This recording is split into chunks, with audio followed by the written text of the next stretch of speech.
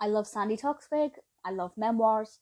Between the Stops is one that I was really looking forward to reading. And I have to say, for the most part, I kind of really enjoyed it. There was at one point where an anecdote was recounted, but being a big fan of Toksvig and specifically I could tell straight away that this was not correct. I will explain that. So it made me lose a little bit of faith in some of the facts that were being delivered here, but ultimately I enjoyed it and I enjoyed the journey that I took with this. It's got quite an interesting setup in the sense that it's all effectively set on a bus. And Toksvig, she's mentioned before that she actually does take the bus, and people are surprised by that. She's successful, she has money, she's famous. Why would she be on a bus? Well, why shouldn't she be on a bus? And it takes us round, I guess, her part of London, if you like, Peckham Rye and, the area surrounding Dulwich. And it talks about different things that she sees on the bus, or, well, yes, actually things she sees on the bus, commenting on other people's weird bus behaviour, but also things that she sees out of the window. We get some historical facts, really interesting. And then that pretty seamlessly carries into an anecdote about her past. It's got a pretty decent structure. It does start mostly from her kind of early days before she moved to England, and then the time at the boarding school, and then it does kind of go back and forth a bit with her career, but ultimately it's very linear, very seamless, very streamlined. The way it's told is really effective, and I love the structure of it. The fact that it's based on different parts of London, things that you could actually go and see, and you could read more about what she's telling you, go and see the things that she says she's seeing. The only other memoir, that I have read that's kind of similar is David Mitchell's backstory. But in that one, he's actually walking around my part of London, which is really exciting. With this one, I know nothing about Dulwich at all. So for me, it was quite eye-opening. Really enjoyed learning about her life. She has a fantastic writing style, a really brilliant tone of voice. In that regard, it's an easy read, it's a pleasure to read, it's really fascinating and really educational and interesting as well. But I did, as I said, lose trust in it, and I'm going to tell you why.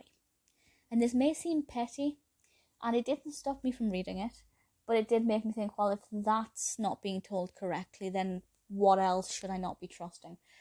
Basically, she recounts an episode of QI, which, if you're a fan of QI, you will remember, I'm sure, where Holly Walsh says that her husband said that all men urinate in kettles in a hotel. And, Noel Fielding was there and he was like, can I just say on behalf of all men, we do not urinate in kettles. He did not use the word urinate, but I don't want this to be demonetized, so I'm not going to say PISS. But when Sandi recounted it in this book, it was defecating in kettles, SHIT. Again, a word that I'm not prepared to say to get demonetized. But shall I say cheating in kettles? And I thought, well, you've kind of got the whole aspect incorrect. Holly Walsh's version made sense because you could just pour it out. This version doesn't make any sense. So not only is it incorrect, but the actual point of the joke, or the comedic anecdote, I guess, was lost. And I was really confused as to how that managed to get through so many editors. Like, have none of her editors or the publisher seen QI and watched that and picked up on that? I'm very confused. It's not an unknown anecdote. It's not something that's personal to her. It's broadcast and seen by hundreds of thousands, maybe millions of people. And when something's so incorrect, and obviously the people reading this book, a lot of us, are fans of QI and we're going to be aware of this. So it's not the fact that that was incorrect, it's the fact that it made me think, well, what else have they overlooked? So I was very, very frustrated by that. But aside from that, as I said, it's got a lot going for it. Sandi's writing style is beautiful. Her tone of voice is fabulous. You really do feel like you're having a conversation with her.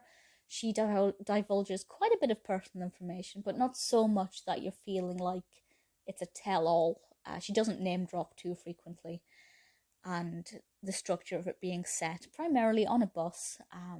She does get off the bus. She goes to the library and different places, and that may sound boring, but at the same time, I assume if you're reading this book, then you're a fan of libraries, hopefully.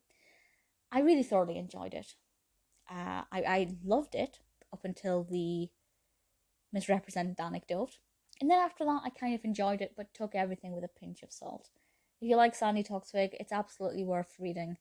If you like, if you're interested in the workings of the British television industry, or there's a particularly interesting anecdote about the first time she met Noel Fielding when, not the first time she met him, but when it was revealed that they would be partnering up for Bake Off. There's a lovely anecdote there that I'm just assuming is factually correct.